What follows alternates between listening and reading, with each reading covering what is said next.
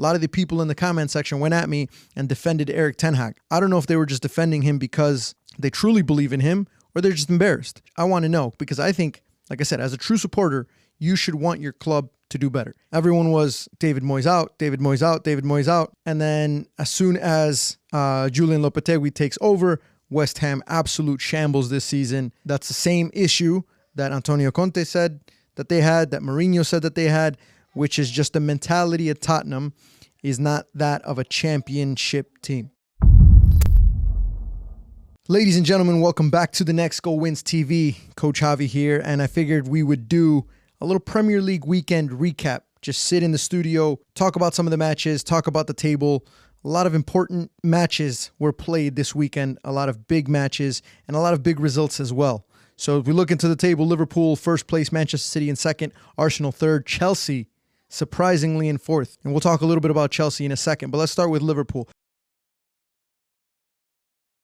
Managed to squeeze by against Crystal Palace 1-0. Not the best performance, if I'm being honest, but I think that's a sign of a very good team when you manage to get results, especially when you don't have good performances, because you're not going to always be able to perform at the same level week in, week out. But the teams that win the Premier League are typically the ones that manage to squeeze by with these results. If I'm a Liverpool fan, I'd be very happy and very excited that the Arne Slot takeover has gone so well. 7 games into the Premier League season, and you guys are sitting at the top of the table. And if you would have told any Liverpool fan that they would be in the top 4 at the beginning of the season when Arne Slot took over, I would say they'd be pretty happy because it was a rebuilding year.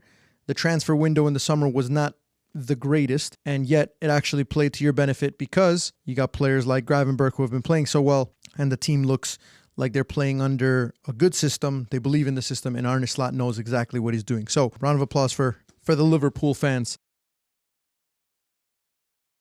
The next one, Manchester City. They also managed to squeeze by. Them and Arsenal managed to squeeze by with results this past weekend. Manchester City beating Fulham 3-2. I don't think the game was ever really in doubt, and that's the difference between Manchester City and Liverpool and Arsenal, and why Manchester City have been so dominant in the past 3-4 years, or obviously longer. It's just the fact that even when they go down a goal or it looks like a team's got the better of them for a few minutes, you always know that Manchester City is going to pull it back. I mean, they've gone on a crazy win streak at home, haven't lost since anyone can remember. And so they managed to squeeze a win against Fulham to keep them in second place in the table. Arsenal 3-1 against Southampton. Again, this is the difference between Arsenal and Manchester City. As I feel like Arsenal are still not at the level where when we start performing bad, we don't have to worry. Manchester City, you don't have to worry. They'll come back. Arsenal, we have some really good moments where I think we look like the best team in the Premier League by far. And then all of a sudden, next thing you know, the game is out of our hands. So kind of what happened against Southampton, we go down 1-0. And as soon as we went down 1-0, it's like the flip was switched. Arsenal go ahead and score 3 goals in a short amount of time. It's frustrating if you're a Southampton fan because you guys have more possession than most of the teams that you play against. You're really, really trying hard to build out of the back, and yet you're still bottom of the table or 19th place with a draw and 6 losses. I'm all for teams wanting to build and trying to play entertaining football, but you're in the Premier League and you're playing against some of the best teams in the world. I think at times when you overplay and when you try and play a system that even though you might be good at, there's going to be other teams that are even better than you, you're putting yourself in a big risk. So I do hope it turns around for Southampton because like I said, I do like the entertaining style of football. However, it just doesn't seem to be working so far. And if nothing changes, then you already know the manager is going to get sacked because they're going to be in the relegation battle all season long. Next match let's talk about is West Ham United versus Ipswich Town. West Ham finally starting to play a little bit better. The win puts them in 12th place in the table. And a lot of fans, we were talking about this on the podcast when we had Thomas, who's a West Ham fan. Be careful what you wish for is what we said. Everyone was David Moyes out, David Moyes out, David Moyes out. And then as soon as Julian Lopetegui takes over, West Ham absolute shambles this season. The win gets them further out of the relegation battle. However, you're just not quite sure what's going to happen this season with West Ham. And I think even though they got a big win this past weekend against Ipswich, Julian Lopetegui is still under the microscope from the West Ham fans and the West Ham board. let's move into some of the big games that happened today, actually, was Aston Villa versus Manchester United 0-0. Erik ten Hag. I'm about to go on an Erik ten Hag rant. I seriously want you guys to go into the comment section and let me know, especially if you're a Manchester United fan, because I've been talking about Erik ten Hag the last, I don't know, however many, 3 videos the last month about should he be sacked, should he stay, what is Sir Ratcliffe and Ineos going to do, and it seems like they're starting to change their tone a little bit. I posted a video basically saying Ten Hag out. Loads of Manchester United supporters in the comments telling me how they won an FA Cup and they win trophies and they're a better team than Arsenal because of that, and better team than all of these other Premier League teams that are supposedly at the top. And I want to know your honest opinions. If you're a Manchester United fan, go ahead in the comment section and let me know. Do you actually support Ten Hag, or are you more so just fed up with the amount of negative press and the amount of shit talking that other teams are doing against Manchester United because of Erik ten Hag? Because I think as a true supporter of the club, or of your own club, you should want your club to be better. You should not settle and not defend your club if that's not what you truly believe. A lot of the people in the comment section went at me and defended Erik ten Hag. I don't know if they were just defending him because they truly believe in him, or they're just embarrassed. And so I want to know, because I think, like I said, as a true supporter, you should want your club to do better. And I don't think that Erik ten Hag is the answer. You guys saw it on all over the news. He broke his own record for the worst start in the Premier League for Manchester United. So this is the 3rd year now, no clear style of play, a lot of weird decisions as far as the team selection. And the only thing that he can say for himself that was positive out of the 0-0 draw against Aston Villa was the fact that this is their 4th clean sheet in the Premier League this season. Just let me know. What do you guys think? Is Erik ten Hag out? Is he in? Sir Ratcliffe was interviewed. It looked like he was on a yacht or something. They asked him if he still backs Ten Hag, and he said it's not his decision to make, it's the board's decision to make. Just the fact that he's kind of changed his tune when before it was all about them supporting Erik ten Hag, and that was the decision that they were going to stick with him and they were going to see the project out. The fact that now he's saying he's going to leave it to the board members and the management team to make those types of decisions, even though he likes Erik ten Hag, or he likes the guy. So we'll see what happens in the next few weeks. Obviously, a draw against Porto and a draw against Aston Villa kind of keep him still in limbo. But we'll see with the after the international break what's going to happen, if they decide to keep him, or if one more bad result, one more big loss will cost him his job, obviously after the poor performances. So let's talk about Chelsea, Nottingham Forest, 1-1 draw at Chelsea. I've been supporting Enzo Maresca since he came.